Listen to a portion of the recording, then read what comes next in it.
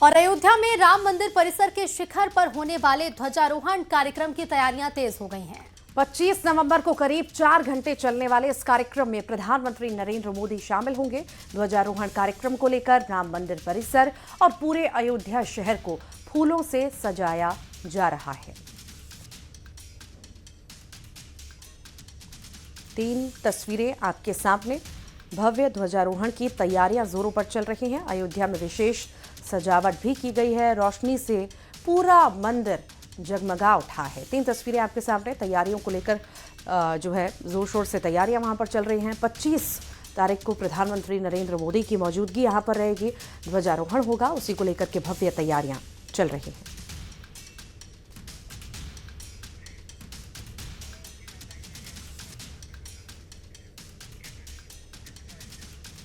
और ज्यादा जानकारी लेंगे सहयोगी संकेत मिश्रा हमारे साथ जुड़ गए हैं। संकेत, भव्य तैयारियां अयोध्या में चल रही हैं, ध्वजारोहण को लेकर के पीएम का दौरा भी है। आखिर कितनी खास तैयारियां वहां की, साजो सज्जा कैसी है, लाइटिंग कैसी की गई है, उत्साह कितना है वहां पर, सब कुछ दिखाइए, सब कुछ बताइए। बिल्कुल जाहिर सी बात है कि अयोध्या दिव्य नव्य और भव्य अयोध्या सजाई और संवारी जा रही है। दरअसल 25 नवंबर को प्रधानमंत्री नरेंद्र मोदी यहां पर ध्वजारोहण के कार्यक्रम में शामिल होंगे। जो राम मंदिर पर ध्वजारोहण होना है उसके कार्यक्रम में पीएम मोदी रहेंगे।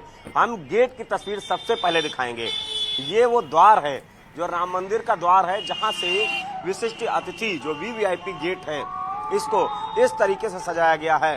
शिखर ध्वजारोहण महोत्सव श्री राम जन्मभूमि तीर्थ क्षेत्र, यानी कि लगातार यहाँ पर साफ सफाई सजावट का काम पूरी अयोध्या में कुछ इसी अंदाज में जारी है। और संत महात्मा भी हैं। क्या गुरुजी अयोध्या सजी हुई है? बिल्कुल सजी हुई है और इतना भव्य दिव्य रूप से सजी हुई है कि अभी अवर्णनीय है कि जिस जगह को सजाने के लिए चाहे प्रशासन को हो, चाहे इंसान को हो, चाहे जिस रूप में से बहुत दिन लगता है, वो अति कम शीघ्र के रूप में बन गया है, सज गया है, धज गया है।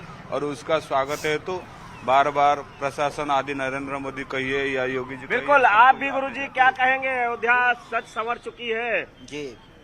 सभी को सबसे प्रथम सभी को बहुत बहुत बधाई है। जो 25 नवंबर को हमारे माननीय श्री प्रधानमंत्री जी का आगमन हो रहे हैं। श्री राम जन्मभूमि धर्म ध्वजा फहराया जाएगा और अयोध्या बिल्कुल दुल्हन के तरह साज रहे हैं। नित्य नव मंगल कौशल पूरी, नित्य नए मंगल जो है साज रहे हैं और सब तरह बिल्कुल एकदम सब सज धज के तैयार हैं। और हम सब उसी के इंतजार है। अब धर्म ध्वजा केसरिया ध्वज फहराए और हमारे पूरे भारत पूरे विश्व में सनातन धर्म के लहराए। बिल्कुल, केसरिया ध्वज फहराने का इंतजार हो रहा है, ध्वजारोहण का इंतजार हो रहा है। और ये आप देख सकते हैं, यानी कि ये छोटे संत भी मौजूद हैं। क्या कहेंगे, तैयारी है अयोध्या की? हाँ बिल्कुल तैयारी है। ध्वजारोहण की? हाँ बढ़िया अयोध्या नजर आ रही। हाँ। तो कुछ संकेत आप बातचीत जारी रखिएगा, जानते रहिए कि लोगों में। और इधर रक्षा मंत्री राजनाथ सिंह ने पाकिस्तान के सिंध पर बड़ा बयान दिया है। उन्होंने कहा है कि क्या पता कल सिंध भारत में फिर वापस आ जाए, बॉर्डर कभी भी बदल सकता है। राजनाथ सिंह ये बड़ा बयान दे रहे हैं। इसके साथ ही उन्होंने कहा है कि सभ्यता के हिसाब से सिंध हमेशा भारत का हिस्सा रहा है। रक्षा मंत्री राजनाथ सिंह ने पाकिस्तान के सिंध को लेकर ये बड़ा बयान दिया।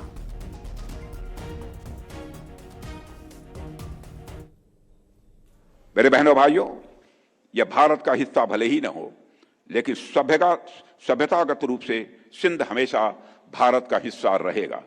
और जहां तक जमीन की बात है तो बॉर्डर्स तो बदल सकते हैं, क्या पता कल को सिंध भारत में फिर से वापस आ जाए। और अब बात करते हैं मौलाना मदनी के बयान की, जिस बयान से एमपी से लेकर दिल्ली तक की सियासी माहौल जो है, सियासी माहौल गर्मा चुका है। दरअसल मौलाना मदनी ने आतंक और आतंकियों के खिलाफ हो रही कार्रवाई को धर्म से जोड़ दिया है। मदनी ने कहा है कि एक मुस्लिम न्यूयॉर्क में मेयर बन सकता है, लेकिन हिंदुस्तान के अंदर किसी मुस्लिम यूनिवर्सिटी का वाइस चांसलर नहीं बन सकता। उन्होंने कहा, देख लीजिए अल फलाह का क्या हो रहा है। मदनी के बयान पर एमपी में सियासत गरमाई। बीजेपी मदनी के खिलाफ सख्त एक्शन की मांग भी कर रही है। तो इधर कांग्रेस ने बीजेपी पर ही हमला बोला। उधर आईएएस अधिकारी नियाज खान भी शिक्षा को लेकर एक पोस्ट करते हुए नजर आए। उन्होंने एक पोस्ट किया जिसकी काफी चर्चा हो रही है।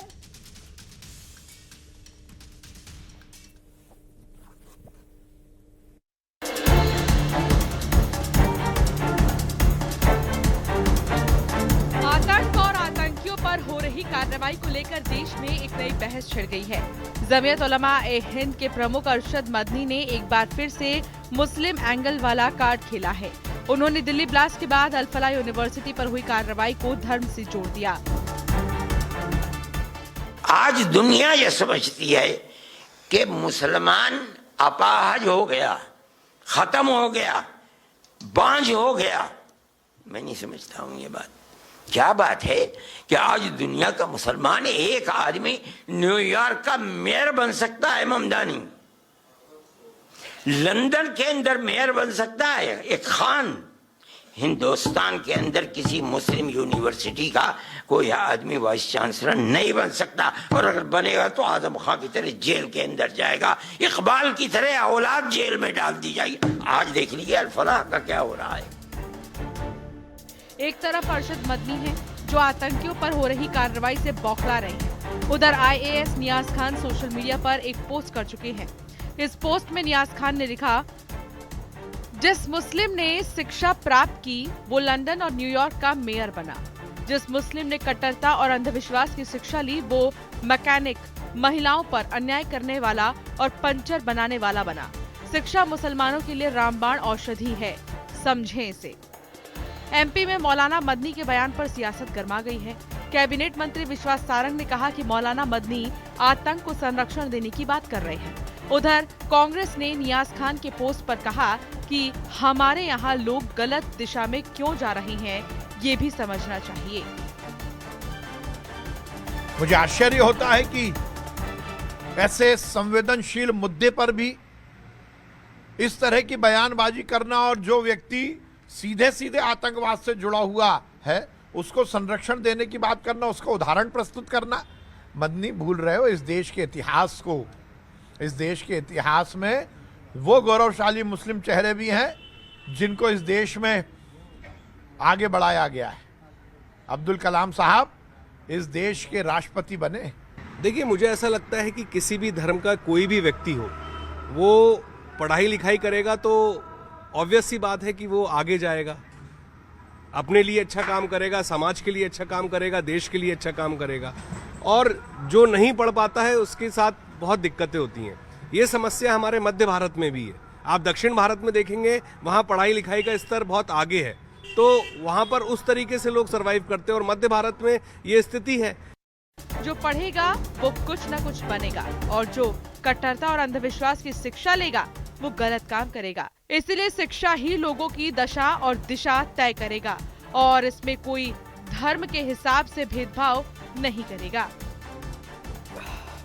Bureau report, news 18।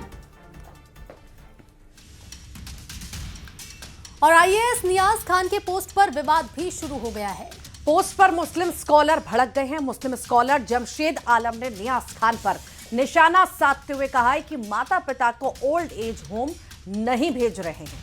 साथ ही उन्होंने कहा कि पंचर बनाकर मुस्लिम ने तरक्की की है। नियाज खान बेरोजगारों की चिंता करें। साथ में बहुत सारे लोग हो गए हैं, उनमें से ये भी शायद एक हो सकते हैं।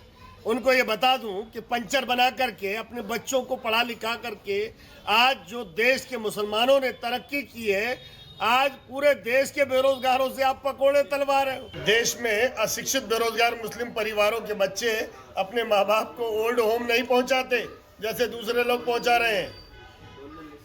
ओल्ड होम कौन जाते हैं आपको पता है? पंचर और मजदूरी करके परिवार की पूरी जिम्मेदारी निभाते हैं। पढ़ा लिखा करके APJ अब्दुल कलाम बन जाते हैं। ये नियाज खान साहब को बता दीजिए।